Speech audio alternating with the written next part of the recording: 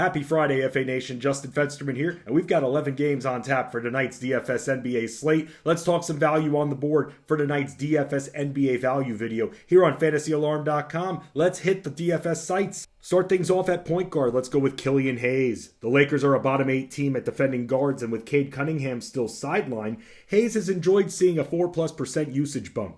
The pace works in the Pistons' favor, and Hayes has scored double figures in 3 of his last 5 matchups.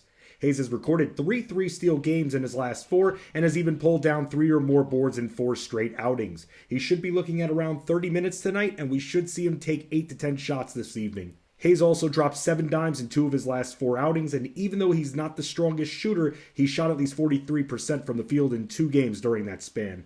At shooting guard, going Derrick White. Marcus Smart is out again, and even though the Pelicans are good at defending guards, White should still play heavy minutes, and he scored in double figures in 4 straight contests.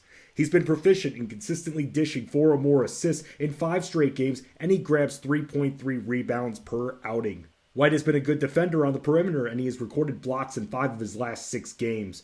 White continues to shoot between 9 to 12 shots in recent games, and he's shot over 54% in both of his last 2 matchups. Let's test his hot streak against a bit of a tougher opponent and see if he prevails. At small forward, we're going Deni Avdija.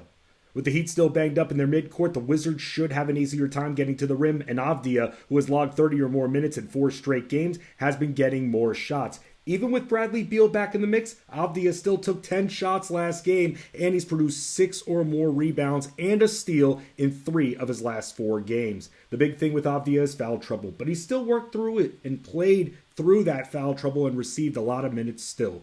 Avdija, who only scores 7 points per game, has scored 12 or more in each of his last 4 contests. He drives hard to the rim and isn't afraid of contact.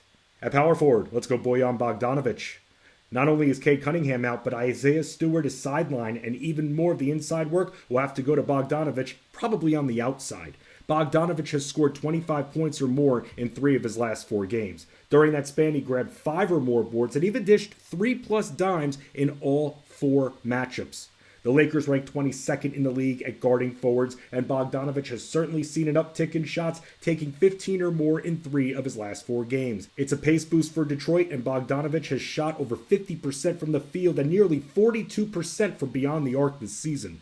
Finally at center, spending down for Jericho Sims. After seeing what he's done in 25 minutes or fewer in his last 3 games, let's trot Sims out in an excellent pace-up spot against a very weak Warriors defense who ranks 24th against centers. With Mitchell Robinson doubtful to return to action, the Knicks don't seem to be all in on Isaiah Hartenstein, and Sims should be able to etch out around 20 minutes of work this evening. He recently produced a double-double against Utah and has secured 6 or more rebounds in 4 of his last 5 contests. Sims has also produced blocks and steals in 3 games during that stretch. Sims is a complete inside player with limited offensive moves to the basket, but he's bigger than any of the Warriors' active big men. He's scored 8 points or more in 2 of his last 3 games. And that is your DFS NBA value video, FA Nation. 11 games to dominate tonight. Start your weekend off in style by dominating in DFS NBA.